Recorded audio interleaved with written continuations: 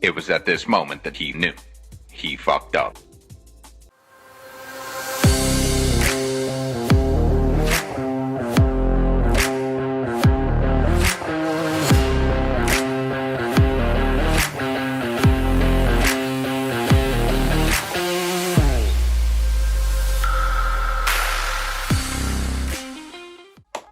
So we are back with the second episode of the post-show Shenanigans series.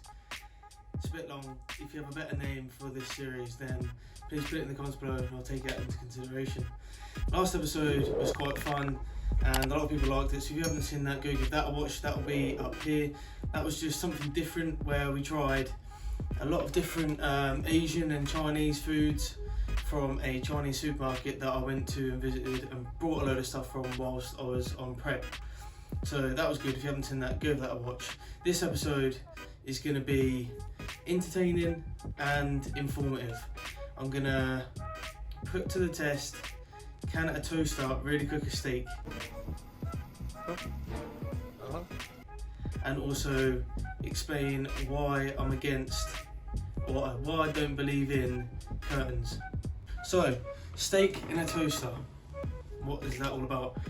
I've seen a while back some people, some old bodybuilders talking about how they've cooked in different things in different countries because they have to travel a lot. It's not necessarily just in the bodybuilding community. When I went and done my show in London, I had a massive hiccup with the Airbnb. I ended up not being able to have access to a microwave when I was told that I'd be able to have one, and for my post-show meal I then was heating it up with a hairdryer, trying to cook the rice with a hairdryer, trying to melt the almond butter with a hairdryer and try and heat the chicken somewhat, which had been sitting in my bag.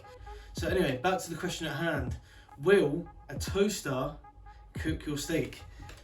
So I've gone out and brought myself one-time steak. I've got the toaster, so yeah, I'm intrigued to see whether it's going to come out edible or if it's going to break the toaster, blow the electrics. I don't really know, because obviously the juice from the steak is going to be coming out, and I don't know whether you should really be putting something like that into the toaster, to be honest with you. My preferred weapon of choice for cooking in the kitchen is the George Foreman. A lot of people know that. I would take a George Foreman everywhere. It's a lot of people's weapon of choice, like especially bodybuilders and that, because it's easy. I can cook steak in there, chicken in there. I obviously do my signature wraps. I put my wraps and toast in the George Foreman, which makes them come out so much more banging, as you've probably seen whilst in the prep. Literally, I'll just do everything I can in the George Foreman. Don't get me wrong, there'll be times where I deviate and I just use the air fryer for a few days or something, but 9 times out of 10, I'll always come back to the old trusty George Foreman. So, let's see if it's true. Can you really cook your steak in the toaster?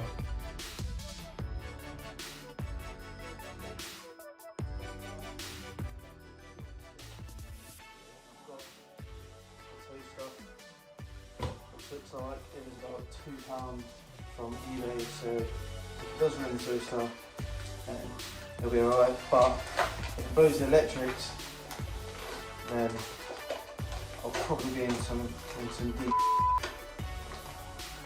So here we go. Also on the toaster there's the heat, so I don't know whether to put it up in heat or keep it quite low. If I put it up, is that going to make it like, you know, well done? And then maybe 3 could make it like medium rare, not sure. Let's go. I might just go right up for now. Okay. Power. You try and see. Power and speed. And just keep an eye on it and see how it goes. So, here we go. I don't quite know how to do this really. Oh my god, how am I even going to show this? I'm going to put this in and then I'll show you afterwards.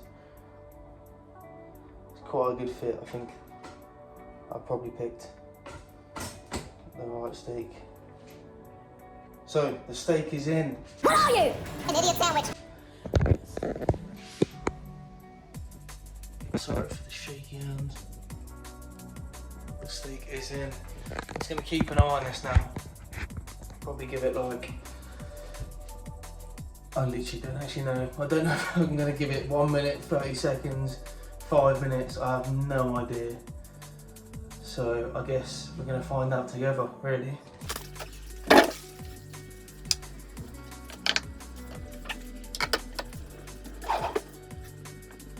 Okay, I think I'm going to leave it in there for another minute. 1 minute, 37 seconds later. Right, so let's give it a quick check. Get these because it's probably getting red hot. Oh god. That's not good. It's pretty stuck. It's stuck in there. Listen, we fucked up. I popped it, but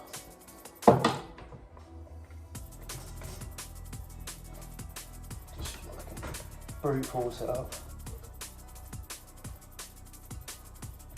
Okay.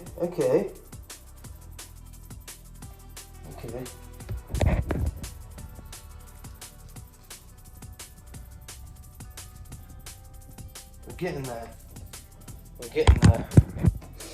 It's definitely going to need at least another minute or so in there. So we'll give it another minute and then see what's saying off that.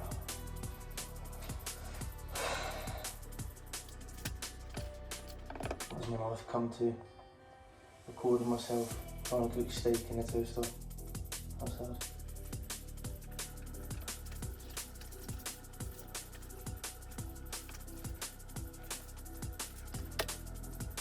That wasn't good. I just pressed the cancel and saw a spark. Come out. So I'm not sure if that's the electric phone. Pretty pissed. Yeah, I've got skills. Don't think we're doing too bad.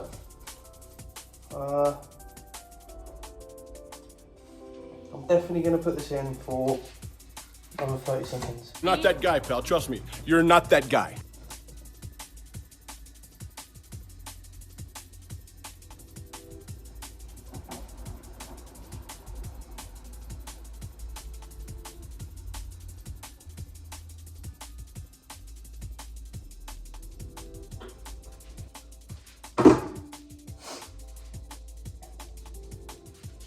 It was at this moment that he knew.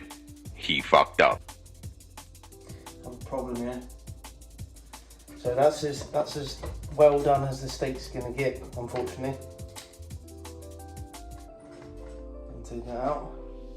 This is the final product. It's basically medium rare. I'm going to give it a cut and then I'll show you.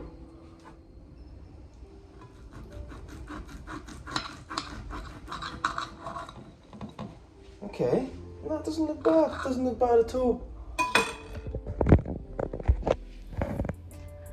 Here we go. That is not too bad.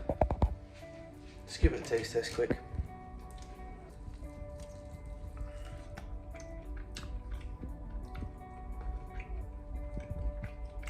I feel like the Liver King. Are you kidding me? Look at that. I'll probably actually eat that. Is it worth it cooking it in the toaster? No. Because the electrics have blown. So I may not be able to put this video up. So I'm probably going to be in some sort of trouble now. Oh well, it is what it is. It is what it is. You can cook steak in a toaster. However, if you want anything more well done than medium rare, you'll probably have a struggle because your electrics will blow before being able to cook it for that long. So, if you're ever in need for some gains and you've got steak and a toaster and hardcore electrics, or you don't care about blowing the electrics, that's fine. You can do it.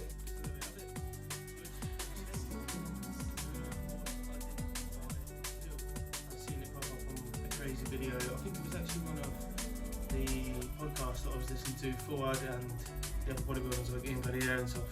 But I don't think I have a limp. He goes, but it might be because my dick's on that side. Somebody said I was limping, and I didn't think I was limping. But anyway, on to why I don't believe in curtains. What do I mean by that statement?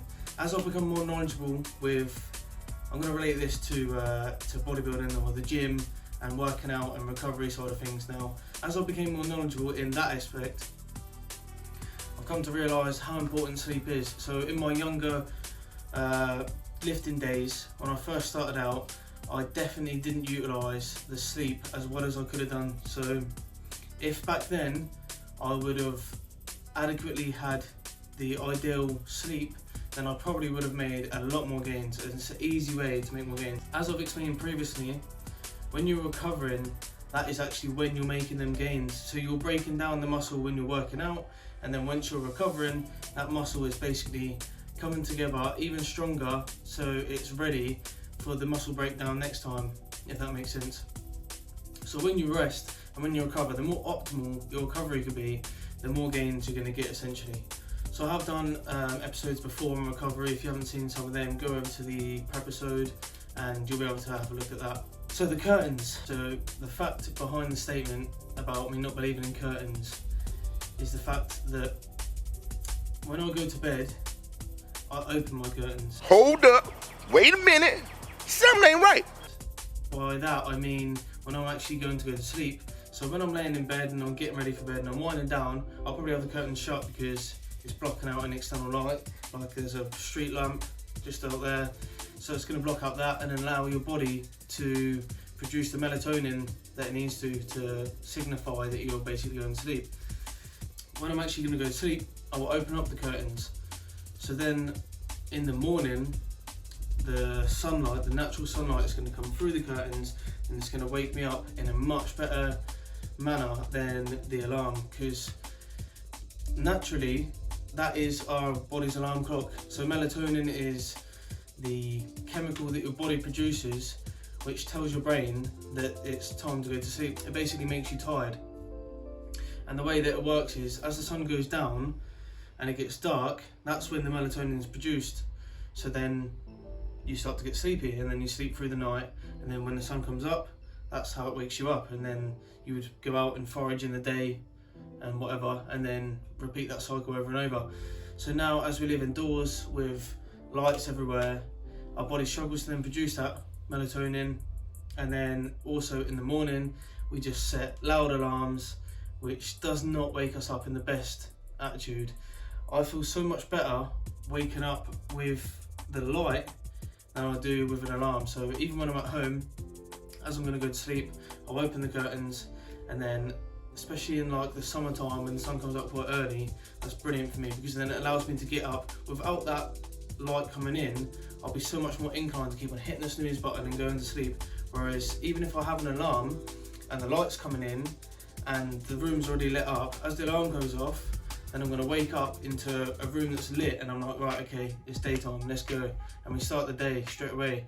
Whereas if it was completely shut and you've got the blackout curtains, which I used to have, then it's going to make me less productive. I'm not going to want to get out of bed and I'm still going to feel really tired. So that light is basically helping me feel less tired straight from the off. And if I'm able to get up and feel better in the morning, that's then going to allow me to fall asleep earlier in the night time when the light is going down, when I should be going to sleep, and get me into a better routine of sleeping. Completely the opposite of what I used to do when I was younger, when I was just stay up really late, and oftentimes I'd get up fairly early, and that means I'm having such a short amount of sleep. And even in that short amount of sleep, my deep sleep, when I'm going to have peak recovery, is going to be even shorter. So if I was asleep for like 4 hours, let's just say, for example, and I only had 2 hours of the deep sleep, deep recovery, then I'm not utilising that sleep at all. Whereas now, if I'm trying to have an 8-hour window, I can hopefully have 6 hours of deep sleep and get the most recovery and the most gains. So if you enjoyed this video, if you learned just one thing, either about the light, the melatonin, the sleep, or if you have never seen someone cook a steak in a toaster, please hit the like button down below. Subscribe to my channel, that'll help me out massively. Comment any questions, statements, whatever, or anything you'd like to see in the future.